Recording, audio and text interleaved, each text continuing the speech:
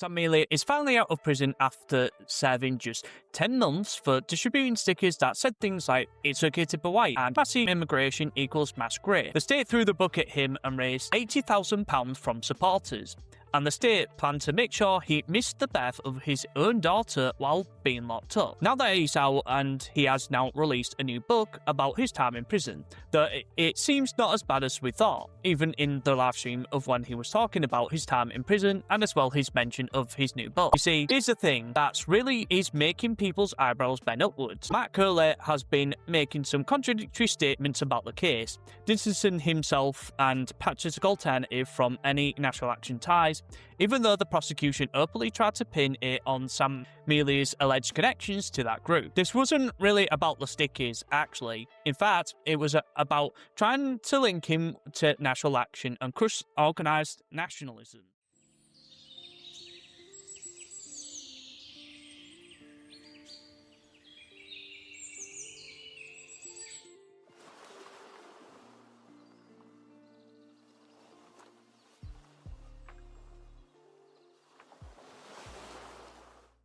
Today, we're breaking down the whole saga, the grift, the contradictions, and what it means all for the movement. We're covering the release of Sam Melia, the details of his sticker case, how the state tried to use it to tie him to national action, the 80,000 fundraising, even though it only got him 10 months inside, the fact he missed his daughter's birth as if it was planned, and Marco lets shifting and contradictory comments about the whole thing. Let's first address the stickers case and what Sam Melia was actually convicted for. March 2024, for Sam was accused of inciting racial hate. The production and distribution of stickers was then found on a Telegram with roughly around 3,000 to 7,000 subscribers, if I can recall.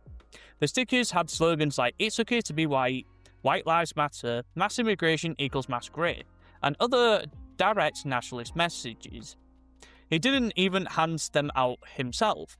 He was accused of organising and their production and distribution through Patriotic Alternative. The prosecution's case was built around the idea that the stickers were designed to stir up racial hatred. The judge and jury agreed, and he was sentenced to 2 years in prison, but the sentence was already controversial. Many people pointed out that the stickers were political speech, not direct calls to violence. Sam served roughly 10 months and was released in early 2026, which was covered by his wife Laura Taller on her Twitter account, as well interviewed by some Americans. Sam's alleged national action ties and the attempt to pin the stickers and a public charge. But the prosecution spent a lot of time trying to link Sam Melia to national action, the prescribed far-right group that was banned in 2016 for terrorism. They presented the evidence of past associations, communications, and ideological overlap. The goal was clearly to paint him as part of a banned terrorist adjacent organisation rather than just a nationalist activist distributing stickers. Matt Curley and Patriotic Alternative have always insisted that PA is completely separate, legal political organisation and has nothing to do with national action. However, the court case revealed that the authorities were very keen to make that connection stick. They failed to get the full conviction on national action membership, but the attempt was obvious. This is why many in nationalist scene believe the sticker charge was just the easiest thing they could prove. The real aim was to take down a prominent organiser by associating him with a banned group. Patriotic Alternative and associate groups raised around £80,000 for Sam Melia's legal defence and support fund. That's a huge amount of money from mostly working class nationalists. Sam ended up serving only 10 months in prison, roughly 1/8 of the 2-year sentence. Many people have asked where the money went and whether the legal strategy was the best use of those funds. Even more painful is the fact that Sam missed the birth of his daughter while he was inside. Many nationalists believe this was deliberately timed, or at least not fought hard enough. The state knew exactly what it was doing by keeping him locked up during the period. It was a psychological blow designed to break him and send a message to anyone else thinking of being active. Matt Curley had made several statements since Sam's release that many people find contradictory. On the one hand, he praised Sam and called the case an injustice and was unfair trial. On the other hand, he has been very careful to emphasise that Patrick Alternative has no connection to national action, and that Sam's case was only about the stickers. Some see this as a sensible legal positioning, others see it as Colette throwing Sam under the bus or trying to protect his own organisation at the expense of the broader movement.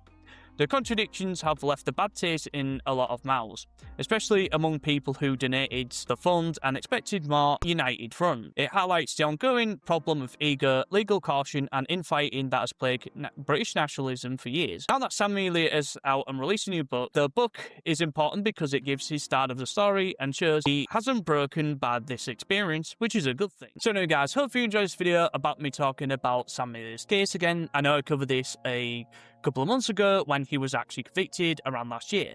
And I just think that a lot of the things that happened, especially to do with Sam Melia and as well to do with the funds, like how much money they raised, only for, really 10 months. And I just think that obviously, the people I know, or at least I've had cases of people, nationalists, or people who are like ex-MNP and all these other things. I just think that 10 months isn't really a long stretch. And obviously, I'm not justifying him being convicted. I'm not really trying to say that. What I'm trying to say is that you raised 80,000 for basically a non-crime, and as well to do with the fact that raising all that money, where's it really going to go? Like, obviously, it's a nice little line in their pockets, and obviously, people have accused Mark of grifting, which I have also. And as well, to do with Mark Colette's massive, huge ego, I just think that when it comes down to what Mark was saying, so basically in the stream when Sam was sent down and the whole court case was pretty much ongoing, to do with the stickers, Mark was basically being very contradictory. Because in one stream where Sam Melia was actually being interviewed, Sam Melia basically said that Sam did see Mark turn up to the trial, but only really stayed there for half of the trial, which is like, one of your mates or your people of your organisation, you think you'd want to be there, because then in another stream, Mark then quote-unquote said that, apparently that he was there the entire time.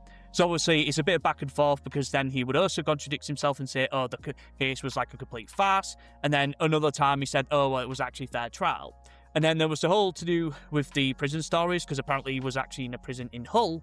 And when he was transferred, apparently, like a lot of the times in his story in prison, again, I haven't read his book. I should probably actually read his book. Maybe I will, maybe I won't. I don't know if I actually want to give him money. But yeah, I guess what I'm trying to say is that his prison experience wasn't that bad compared to other people I've heard of, like really corrupt, essentially like probation officers, and apparently people who have committed crime who are like nationalists, and how they get treated. They're like really liberal lefty, and they basically just treat people like complete garbage. And especially even though they basically just committed a crime, including something like with stickers, or they've said something online, and all these other things are basically.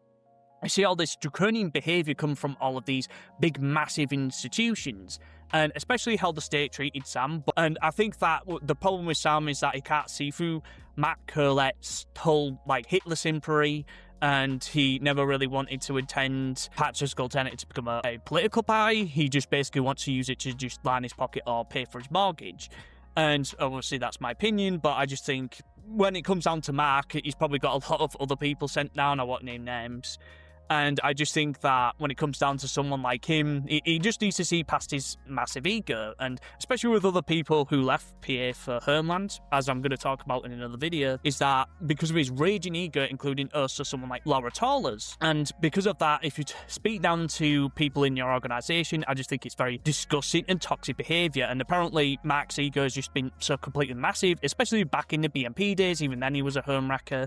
And I just think a lot of the things that about Mark's character had just been very revolting and vile behaviour. Not necessarily his political beliefs, but just because of how he treats other people. And especially someone like with Kai Stevens and Kenny Smith, and how he was trapped by Matt Colette and Laura Taller when they would be spoke down to. I just think, even though obviously they've got their flaws, I just think someone who speaks down to their members like that is just, like I said, just completely and utterly disgusting.